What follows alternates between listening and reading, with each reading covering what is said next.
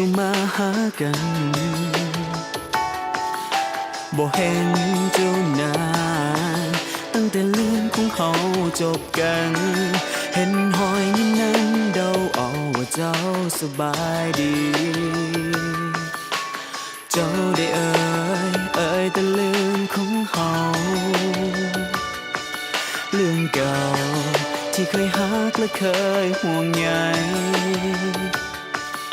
บอกมาว่าต้องการให้เอาหวนคืนกลับไปเป็นเหมือนวันเก่าที่เฮาเคยหากันเจ็บได้ที่จะทำวันนั้นทนฝืนมันจนหายดีเจ็บได้ก็มาทำแบบนี้พอแล้วพอทีเรื่องของเฮาให้เท่าใดก็บ่เอาคนคือเจ้ามันบ่จริงใจเหลือแต่เพียงความเสียใจที่เจ้าให้ในวันนั้นคำที่ดีที่ซึ้งใจหยุดบอกได้แล้วเจ็บพอมันกับพี่เธอบอกแล้วคนที่อ่อนแอเจ็บวันนั้นเจ็บมันนานเกินพออย่าคิดต่อสิ่งที่คอยคืนดีกัน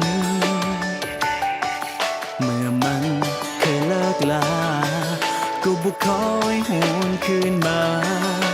บ่อยากให้มาตอกมาย้ำซ้ำๆหอยเก่าเจ็บได้ที่จะทำวันนั้นทนฝืนมันจนหายดี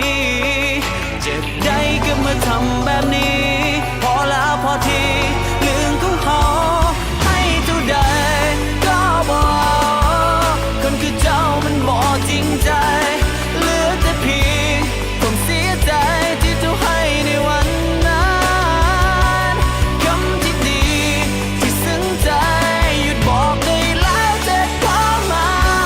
นกับพี่เธอบอกแล้วคนที่อ่อนแอ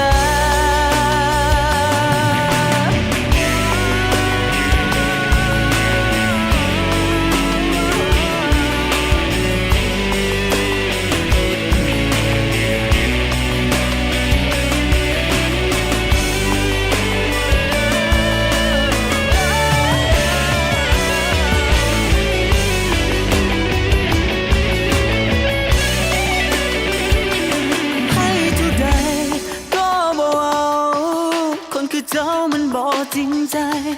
เหลือแต่เพียงผมเสียใจที่เจ้าให้ในวันนั้น